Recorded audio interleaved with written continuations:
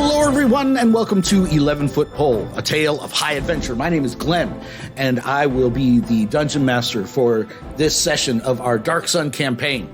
Joining me, huddled around the virtual microphones, you may be asking yourself, where is fan favorite Corey playing fan favorite Fulgrin, the halfling cannibal? And we find ourselves asking the same thing. Where are you, Corey? Why couldn't you be bothered to show up virtually for this session? But in any case, he's not here. But guess who is here? I'm Darren. I'm playing. Who am I playing? Zorus, the third level mole gladiator.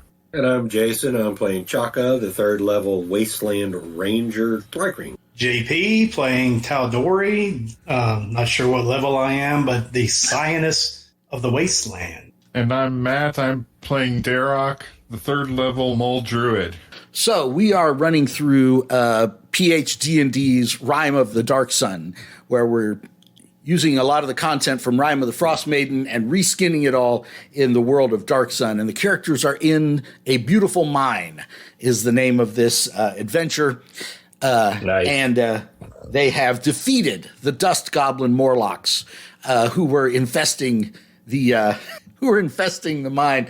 If you joined us last episode, it was an interesting combination of, hey, are we negotiating with these guys? Actually, I'm going to murder their leader and see what happens next. So that escalated rapidly, as they say. And now the characters have finished off the dust goblins, and they're here in this dust goblin lair. So what do you guys do? Did they have any There stuff? was a bag that one of these guys was holding. Yeah. Yeah. There sure was. All right, let me check this area first. Bag, baby. Very good, Jason. I'm very proud of us to say, hey, yeah, if we kill them all, let's take their stuff. Let's take their crap. To be right. honest, that's all the Thrycring was interested in. It's probably the people that were down there before's crap anyway, so.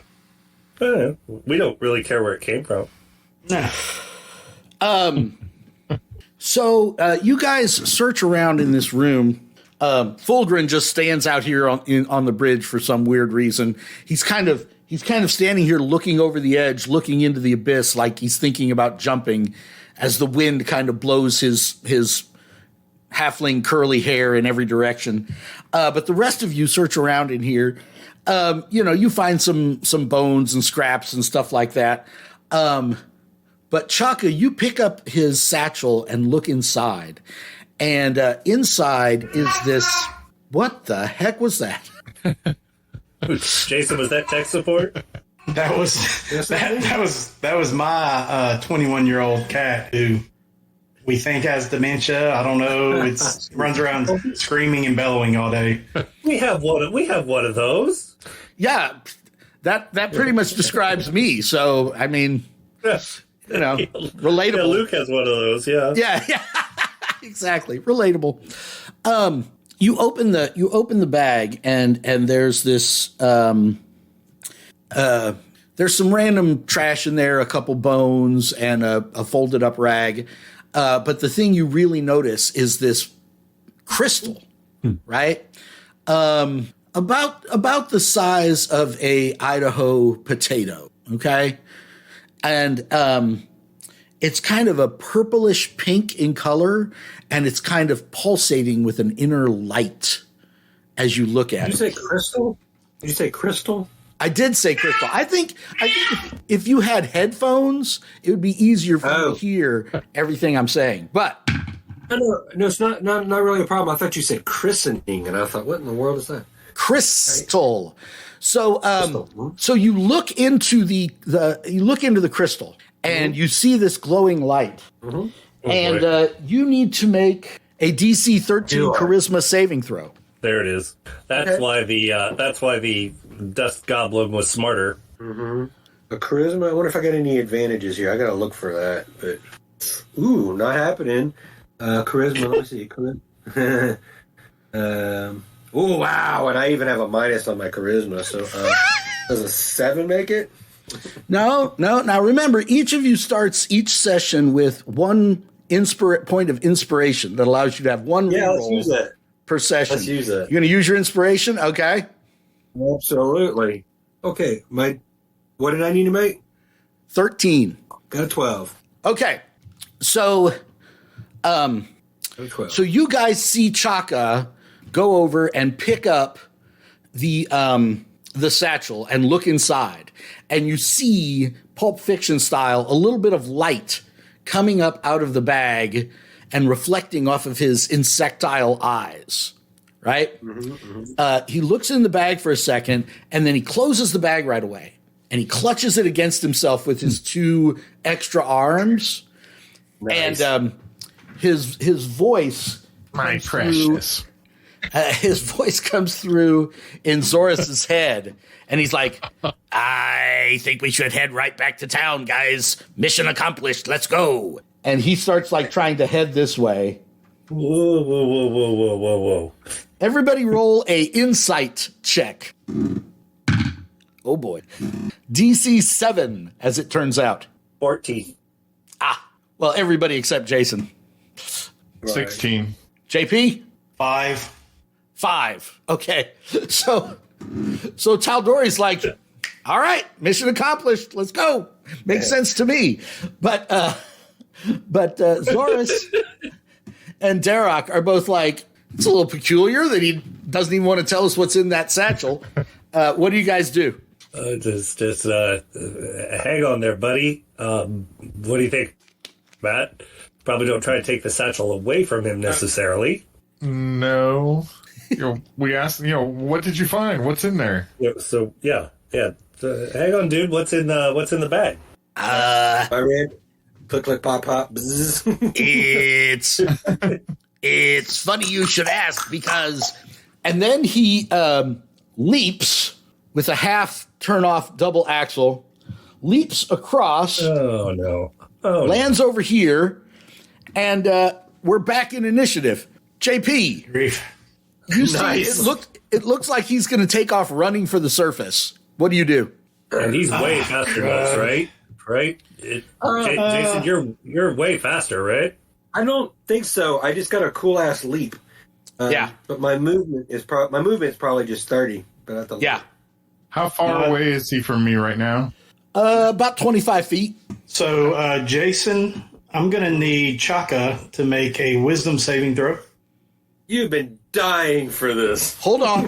What's the ability, JP? What are you doing? It's a spell. I'm casting Hold Person. Okay. Oh, nice. I'm humanoid, right? Or, hold on, time out. Let me retract that. Okay. Yeah. GM's ruling on this. If I were to use a spell that attempted to suppress strong emotions in this creature, would that have any, soothing or slow him down effect? Roll a knowledge arcana check. It says I can suppress any effect causing a target to be charmed or frightened. It says you can suppress an effect that causes them to be charmed. Charmed or frightened, yes. That's pretty Oh. cool. Would that, you think that would work here? Yeah, That's I awesome. really do. Sure sounds like it. So, it says Chaka? Yes, Chaka, make that a charisma saving throw. No, But that's- I have to make the possessing creature makes the saving throw because it's a mental stat. Oh, okay. I didn't know, I didn't see a creature. Right. So what am I rolling? Charisma saving throw. What's the DC? That is a DC 13. Oh yeah, baby. I got a 12. All right. So, All right. So we cut to the mindscape, right? Which is like the upside down, right? It's this vast open plain with these little motes of white filament sort of floating around, and Chaka's in there looking around, right? And he's looking around, he's confused, and he turns around and he sees this tall human, bald, with these weird tattoos all over him, and these long, gangly fingers, wearing this kind of ornate robe with a ring on each finger and a metal medallion around his neck, and he's got his eyes closed, and he's like he's casting a spell or something. And Chaka like runs towards him and like grabs him and grapples him, and his eyes pop open, and the two of them are like struggling in the mindscape. and he kind of like pushes this thing down on the ground and just like pushes him into kind of the dirt of the floor underneath him. And he, Chaka looks up, and all of a sudden the background shifts, and it's Chaka here, and he's back in control of his body. How long does calm emotions last? That is up to a minute. Up to a minute. Okay. So we'll drop back out of initiative. Chaka, what's the first thing you do when you get control of your body back? So I briefly just have control of my body back? Yeah, I'm not sure if you know how long you're going to have control of your body, but you find yourself back in control. You force this weird guy kind of down into the subconscious for the time being. Glenn, that bridge is over a pretty deep chasm, right? It sure is. Goes down into the depths of the underworld. Throw it in there. Drop that bag. Jason, drop that bag the hell down that chasm. Well, I think Chaka would at least close that bag, right? I mean, I guess he probably closed it before he jumped to the other side. He did. Okay. But, yeah, he's definitely not going to be holding this.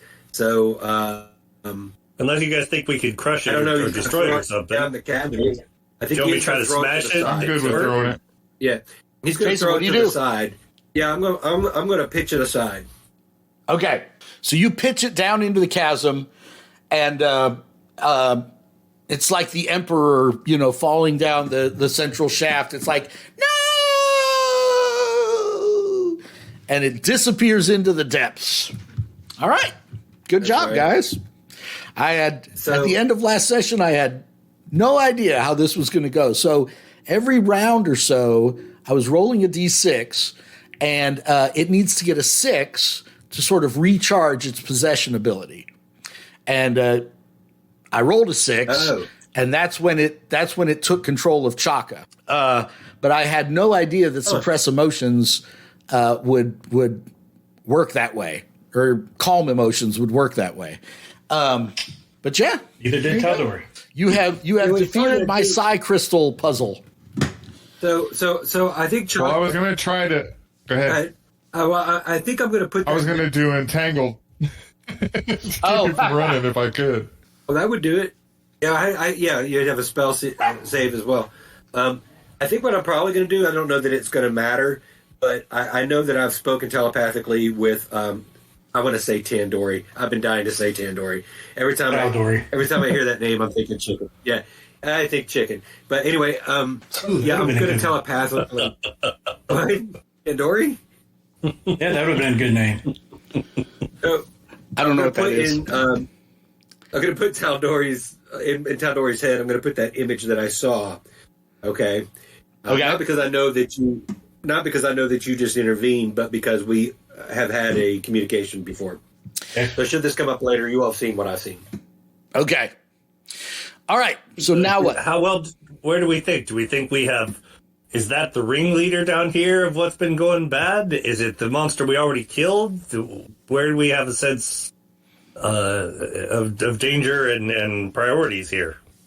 Don't everybody speak into the dead air at once. Good question. I thought he was talking to you. Yeah, I don't answer that. I don't answer that. You guys answer that. You guys are the players. all right. Let me rephrase. We're on this side with where the dust goblins were. Is there more back behind where Trex was? Is there? Do the caves go back behind that? You guys go back sort of into this area. There's a few different little side squirms off of it, but this is obviously the end of it. This is where a lot of the actual obsidian was being pulled out. But you don't find anything any further back. Back there. So we think our mission is complete, I guess. You might think that. You said there were 2 cave mouths across that across the way here, right? There that were. my 20 perception rolled there. Yeah, you haven't explored those. There are a couple little areas you haven't explored. I guess the question would be, do we want to hunt for treasure down here if we've killed a bunch of the stuff? Or do you want to go to town and see what the next chapter is? Do we think It wouldn't hurt to take a look down those other corridors real quick. Yeah, because we can't go back and say, hey, everything's all clear, and then they simply lay down and they get eaten or run back out. Yeah. Right. All right. Remind us to tell them if they go way to the bottom and find a satchel not to open it. Yeah. All right. Listen, and when we came down here, weren't there basically 3 directional choices that we had There were. when we first entered? Weren't there? I mean, You are correct. and we saw footprints to some giant ass rat thing. We thought You did. that went off one direction. And we went the other way. There's more to be explored. Yeah, we did. We did. All right. So you guys go back about 30, 40 feet, and you come to this area where this is the area where the cave mouths are. This and there's a rope there's a bucket on a rope that allows you to kind of go across over here. It's big enough for one person. Who goes across first? Corey. Yeah. Fulgrin. I just wanted that other recording. Really? Do you think you should go? That implies that you think he listens to this replay here. Yeah, I mean, our own participants aren't even fans and followers. Right. Exactly. I can't even get a like out of you guys, let alone, you know. So the Thrycreen will prepare. Is it dark over there? Yeah, it's pretty dark. How dark is it? I'll go first, and if I can do my produce flame cantrip to give some lighting as well. Okay. That way, as I'm going over, I can see what's coming. You get over here, you get out. They are cranking this thing back. You produce flame. Give me a perception check. Uh-oh. I rolled a 1. Excellent. Nice. That's what I like to hear. Excellent. Okay. Again, reasons why maybe sending Matt to the other.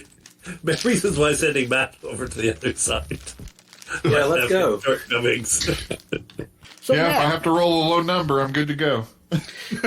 have you Yes. thought any about your replacement character? Yes. Not yet. All right. So 3 oversized naked mole rats come hurrying out of the Naked darkness. mole rats. Yes, You thought naked mole naked rats. was going a different direction, didn't you? Yeah. 3 giant I was naked hoping. 3 giant, sexy, nude mole rats, gone wild, come charging out towards you. Back in the bucket. Back in the bucket. Back in the bucket. Let's go ahead and roll. No, the bucket is already 3/4 of the way back across. Oof. Let's go ahead and re-roll that initiative. Oh yeah, So that's for everybody, right? So, yes sir. Everyone. We got a 15. Did anybody get better than us? I got a 15. Okay. I got a 16. I got a 16. I got a 50. Hey, Glenn, remind me, can I our got a viewers see our chat? 6. No, our viewers cannot see our chat. They're missing out on some beautiful naked mole rat images. You know what would be great is if you were actually. Anyway, shut up. Okay. You know, there are phrases you don't think you're going to say during a day. Can we get Beautiful. Can we get back to the initiative, you freaks? Sorry. Beautiful. Okay, I had a 15. Who else had a 15? Taldori. I had a 16.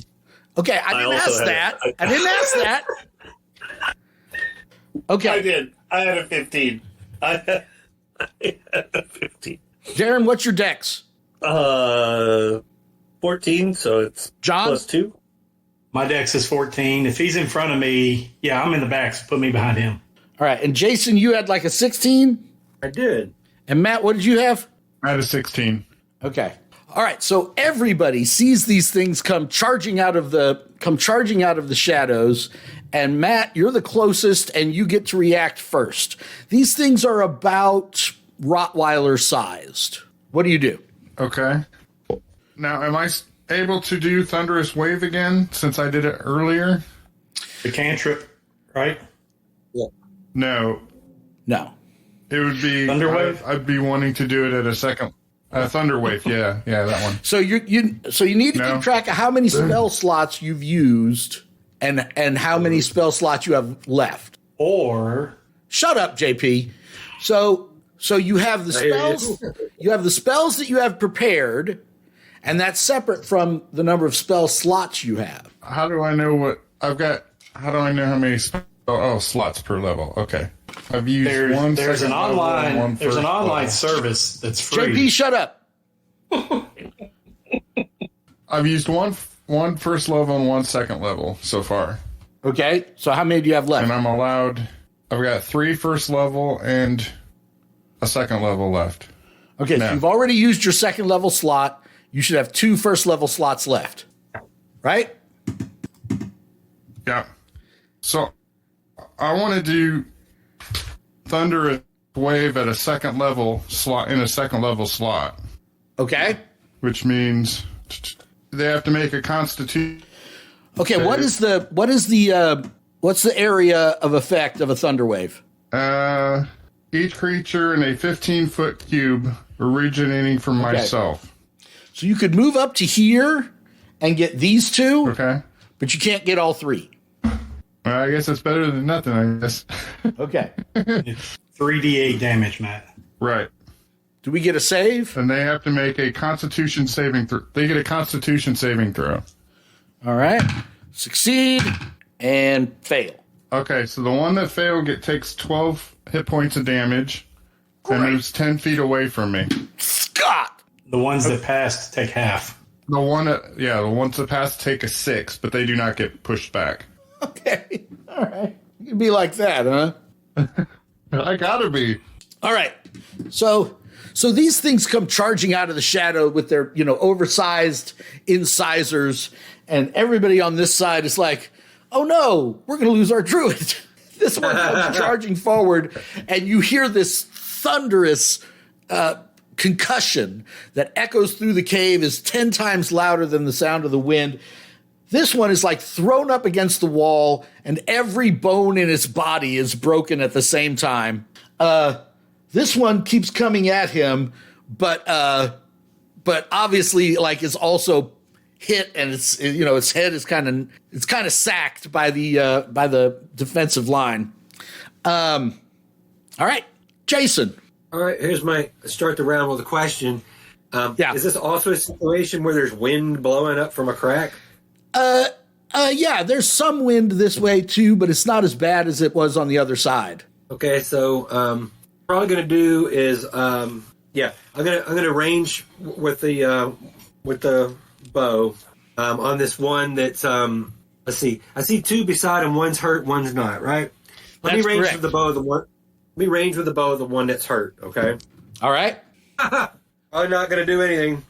Nope. Does an 8 hit? No, I'm sorry, a 9. Does a 9 hit? A 9 does not hit. No. Jeez, I just realized. I think your weapon is supposed to risk getting damaged if you roll a 1, not if you roll a 20. That makes more sense. It does make it makes more sense. Okay. I thought you meant it was going to damage the thing it was. No. Like, Yeah, because then you miss completely and smack it on the ground. yeah, your armor risks getting damaged if I roll a 20. Your weapons risk getting damaged if you roll a 1. All right. Darren. So what's the initiative order? It's Matt, Jason, Darren, John, and then me. Matt, Jason, Darren, John, and you. Okay, listen. As part of my turn, I'm going to leap to the other side. You're quite the leaper. I can do 30 feet, man. I'm going to give those guys something else to hit other than Matt. Poor Matt. Yeah. Okay, I have a sling. Okay, wait. Stop what you're doing. Okay. Large rope bucket you saw earlier dangles on a taut rope that stretches southward across the shaft and is connected to another wooden platform 15 feet away. So you can definitely make that jump. Hey, just jump me to the other side and put me beside Matt. Wait a minute. Or Yeah. All right. Yes. Now you're up, Darren. I roll a 16. What are you doing? I have a sling. Oh, okay. Nice. Are you attacking the wounded one or the unwounded one? Let's go with the wounded one. See if I can finish him off. 16 hits. Do I get any kind of bonus strength or dex to damage on sling? I don't. Do I? JP, does he get his dex bonus on damage? Yes. I'm not ranged. Yes. Okay, and then I rolled a 4, and I have a +2 on dex, so 6. Perfect. All right, it's still up, but it's hating life. Don't believe JP. All right, what do we got? One.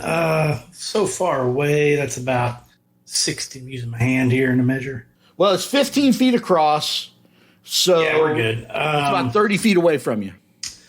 Yeah, I'll send another cool blast of psychic cold bursting flavor. You sound like a commercial for 7-Up. It's a cool blast. It's for cold. It's the gum with the stuff in the middle or whatever. Yeah. Flavor crystal.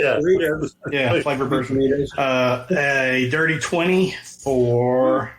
Are you attacking the wounded one or the unhurt one? I'm attacking the one that's straight in front of Chaka. Okay. That is 7 psychic cold damage. Great Scott.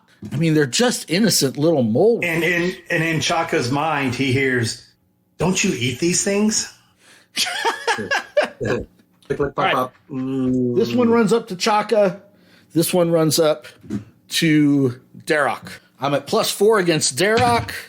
I got a 6. I don't think a 10 hits you. I am also at +4 against Chaka.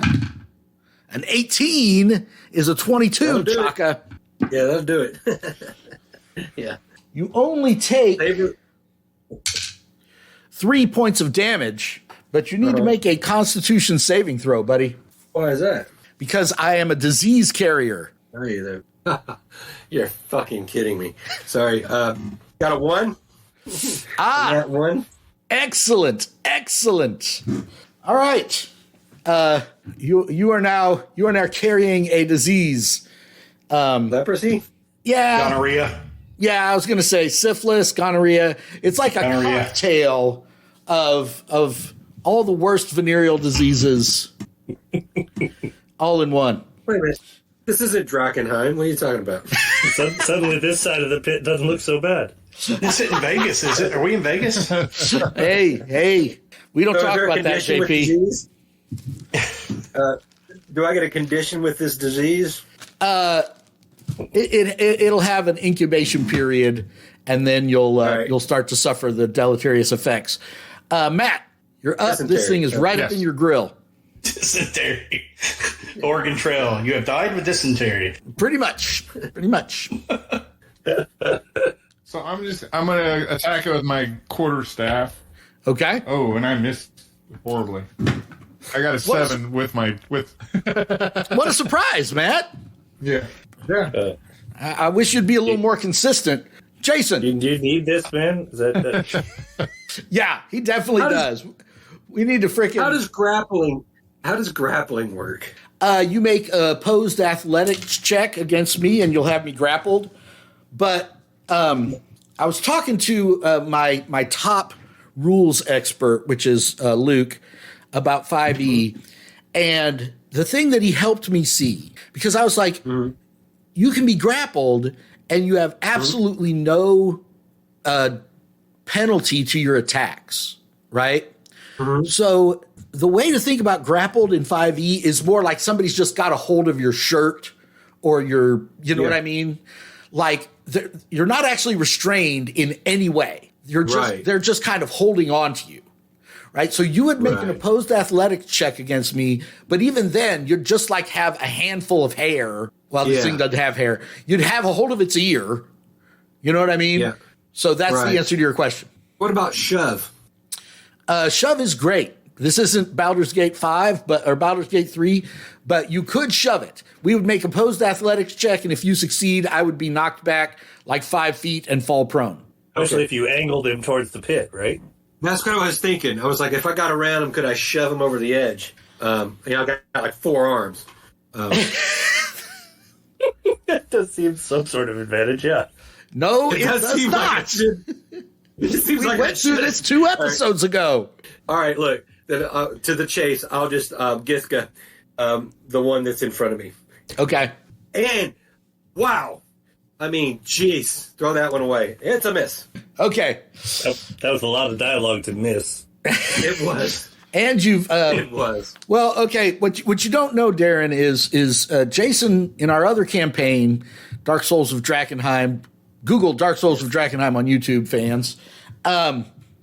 Jason takes the longest to complete his turn of anybody at the table, and he makes it even worse. By every round, he starts his turn by asking a question. Hey, let me ask you. This guy has a crown around his head, right? Every time his turn comes around, verbatim. Let me ask you a question. Yeah. Let me ask you a question. But he does it in that southern gentlemanly voice, so it doesn't it doesn't come across as Is the street here made out of cobblestone or brick? I'm like, just a tad. Jason, does it really matter? No, it doesn't. It does. Well, It did matter in that case. As we would. Yeah, So you're saying it's like a drinking game, right? For how many questions does Jason ask? Right. Darren, you're up. I will take a shot again across the way. 18. 18 hits. Are you attacking the one on the one on Darok or the one on Chaka? Which one looks closest to death? They're about the same. The one on Matt then, because Matt's been getting knocked around pretty hard. 5. 5 kills it. There you go. Matt, you're trying to beat on this thing with your quarterstaff, and it's like jumping out of the way, and then this piece of obsidian comes flying across from the other side, hits it right in the side of the head, and it goes down. JP. Same thing again. I just keep freezing these little critters. It's a 19. 19 hits. For 3 points of psychic cold damage. Guess what? I'm still up, brother. It's not naked. It has a little fur on it. Yeah. Okay, you're already diseased. Disease me more. I'll just go ahead and I'm going to try to shove you. Disease me more. Hey, Glenn. Can a naked mole rat take the shove action? I'll allow it. All right, I'm going to try to shove this. I'm going to try to shove this guy down into the pit. Jason, we're making opposed athletics rolls. All right, what's in it? My athletics is opposed athletics. Is based on strength. It sure is, and I got a 16, dog. Oh, geez, this is probably going to be bad. I don't know which one to use, man. Which dice? Don't use Matt's. Right? All right. It ain't going to make it for me. It took a bad tumble. So this thing leaps up like a poorly trained golden retriever, hits you with both paws just at the wrong point, like where you were repositioning yourself with all your legs, and you slip backwards and you're hanging by one, not even one of your main hands. You're hanging by one of your extra T-Rex hands, right? I'm hanging by hand. Okay. Yeah, you're hanging over the edge of the cliff, and the camera's doing this, to show how far down it is, and you're hanging by one T-Rex hand. Matt, you see all this happening. What do? You know he can't hold on for long. What am I doing here? I go over to try to help lift him back up. Grab one of his many arms and pull him back up. All right. My little hand. It's stronger. You grab one of his T-Rex hands that is, and you start pulling. Give me a strength athletics check. Awkward Jesus pause. Christ. 7. I get dropped? No, he's got a hold of you, right? So you're not going to fall, but like he's yanking on your T-Rex arm, and he just can't seem to pull you up. The wind has suddenly died down, and like you feel yourself hanging over the edge. Jason, you're up. Finish him, Jason. No, he's hanging over the edge, Darren. Oh, I'm sorry. I thought you said JP. Yeah, I've got to use my action to pull myself up. Yes, you've got to make a strength athletics check, DC 10, to pull yourself up. Yep. I pull myself up. Yeah, okay. All right. Come on. 18 on that. Oh, okay. All right. You pop right back up, but your action is spent. But my action is spent. Yeah. Yeah. That's okay. JP and I can take this guy out, right? JP. Maybe TBD. Wow, Aaron. that's the kind. That's the kind of raw confidence we're looking for in the Iron Suns. It has I don't know, one maybe. hit point, Darren. Really? Oh, God. I roll a 15. All right, you kill it. Do it. There we go. All right. So, there's zero treasure to find over here. But as a consolation prize, I think it was Matt. Like, you're right. There was another threat down here, and if you guys had not come over here and explored and just gone back to the town and been like, we took care of all your problems, give us our 100 ceramic pieces, they would have paid you and then gone back down here, and a bunch of guys would have gotten killed by these rats. Okay. You did the right thing to actually completely complete the quest. So Yeah, good for us. good for you. Excellent. Well done. So you guys return to Cled, right? You guys squeak back over. Well, you search this area. You don't find anything else weird. You squeak back over here. You throw the bodies of the rodents of unusual size probably down into the pit to go with all the other trash. And you guys come out of the Howling Caves, and I think it was like a mile or two. You guys get back to Cled, which is this old dwarven fort that they've got like these tents and everything set up inside of. So, is there anything that we can do to keep Jason from getting sick later? Pee on him. We can pee on him. I could rest up and then probably heal myself. Well, Yeah, it's gotta be you need like remove disease or whatever, right? It's not just a We're hit saying point something thing. like that. Yeah. Let me pause the recording for just a second. Respectable. And we're back. Okay, so you guys return to town, and Matthew was the speaker of the town that gave you the quest. You guys turn in your JP. If you don't stop Googling random stuff while I'm trying to run the game, I'm going to lose Doesn't bother my you. mind. Doesn't affect you in one shape, form, or fashion. That's my job. You guys return to Speaker Matthew, and he's overjoyed to hear that you guys have cleared out the mine. And he gives you your 100 ceramic pieces, and you guys are like, "Hey, our bug man over here got bitten by a rabid naked mole rat." Mole. And he's like, "I don't remember what his voice was like last time, but he's a dwarf, so it's probably pretty close to this." He's like, oh, that's the worst. They carry the worst disease. It'll shrivel your stones, and there's a chance you'll go blind. Shrivel your stones. It'll shrivel your stones, lad. I don't know if... You hear that, children? You hear that, children? I don't know if Thrycreen, I don't know all of the anatomical details when it comes to Thrycreen, but I know what it does to dwarves, and it's not pretty. So here's what we do when there's a dwarf who's affected by this. We undertake a little fetch quest.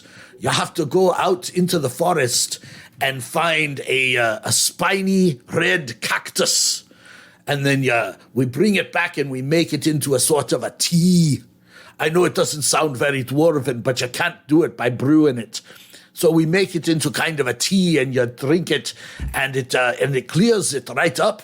But as it just so happens, we don't have any fresh red spiny cactus on hand. Sure. But I can tell you about where out there in the desert you need to go. And here's the thing. You got to act fast. You won't have time for a long rest. You could maybe take a short rest, but then you need to get out there and, get this taken care of post haste. Okay. Sounds like we have a side quest. Yeah, all you see is the back side of the Dry Creek at this moment. He's already headed in that direction, right? Well, do you want to take a short rest first? So a short rest is where you can spend hit die. JP, if you're not too busy Googling memes, maybe you can explain the short rest procedure to the new guys. I'd I'd be a fan of the short rest procedure if that's Short rest, you take it. I as well. I'll put a link in the chat too. Yeah, short rest. You take a short rest. You can recover. If you had this tool, this free tool. Oh, shut up, JP. Nobody wants to use your freaking D&D Beyond. Are they sponsoring us? They might sponsor us. I haven't said them yet, but they might sponsor us. But yeah, you can recover hit dice up to your number of maximum hit dice. You don't have to use them all. You can roll 1 or 2 if you're only down a few hit dice. But so if we're taking a short rest, so right now we're what, 3rd level? Is that right? Yes, I think so. So like, who's down hit points? Matt, me, or Darren? How many hit points are you down, Darren? I am down 20. Okay, so you probably want to roll all 3. So both of you probably want to. I mean, Matt, you can start off by rolling 2 and see what you get. And if you get the majority of those back, then you can save that other one for another short rest. Darren, maybe the same with you if you want to get partially healed up. What die do we use for that? Whatever your class is. What's your class? I'm a gladiator. You've got a hit dice. Gladiator is probably dice. a barbarian, Glenn. D12. No, a gladiator gets a D10. Gladiator is a fighter. Matt, what are you? Mine's Druid D8, gets right? D8. 8? Yes. Yes. So Darren, I would have started off by both of you. I'd start off by rolling 2 and see what you get, and you add your Darren, con bonus to it. You add your con modifier to each dice. Mm-hmm. Oh wow. Okay. So Matt, you add 3 to each die, and Darren, 2. You add 2 to each die. I always like to keep at least 1 hit die in my pocket for like another short rest in case we don't get a long rest again. Okay. I'm back up to full. Yeah, that picked me up 17, so I'm in fighting shape now. What about Chaka? Who cares about Chaka? Let's go move on. He's running. He's rolling 1 for a total of 9 hit points back. Taldori has not lost any hit points. There's something to be said for staying in the back. Yeah. Yes. Trying to be a leader, sorry. Hey, you can lead from behind too. Especially with naked mole rats. That's right. So you There's guys, something about- But we can only see them because of my flame. That's right. And your flame is very important. So you guys, Flame on. you guys take a moment to rest. You get a little bit of water from the town speaker, and some dates, some thistle dates. Thistle dates. And you guys go out looking for the. You guys go out looking for these red cacti, red spiny cacti. So the first thing you need to do is everybody needs to give me a survival check for the first hour. You've got 4 hours before sundown to get this done. Everybody give me a survival check for the first hour. 6. 22. 22? Jesus. I'm getting you another camera. I'm getting him another camera next time. 9. Yeah, I can't help it, man. 9. Uh-huh. JP? 9 with Jason my is plus on 4. our team. All right. Well, fortunately, you only need one person. There, John. You only need one person to roll that high, so you're okay. But as you guys head out into the sort of fading light, you all look back and you notice, to your surprise and disappointment, that old Fulgrin is busy romancing a dwarven MILF, and he's just kind of like expects you guys to go on without him. Yeah. Sometimes that happens. You guys get out here into the wastelands, and you find this. Notice the awesome terrain that I've built for you guys. I'm not hearing the awesome. oohs and ahs. That's really nice. Yeah, that's And kind of up here at the top of this rocky outcropping, you see a couple of these promising red spiny cacti. Let's roll a perception check to see what else you guys see. This is not my best one. 13. 18. 15. Or Did it? Yeah. So nobody got a 19 or higher. No, we did not. All right. So you guys are caught completely off guard as a couple of savage Caragors come charging out of this cave to eviscerate you and put an end to your savage adventures here on Athas. Okay, so to find out if they survive this encounter, you're going to have to tune in next time. We'll be back in 2 weeks, streaming live and also posting our videos. If you like what you're seeing, you know what to do. It really helps us out if you give us a like, give us a subscribe, and make some comments. And we'll catch you next time on 11 Foot Pole.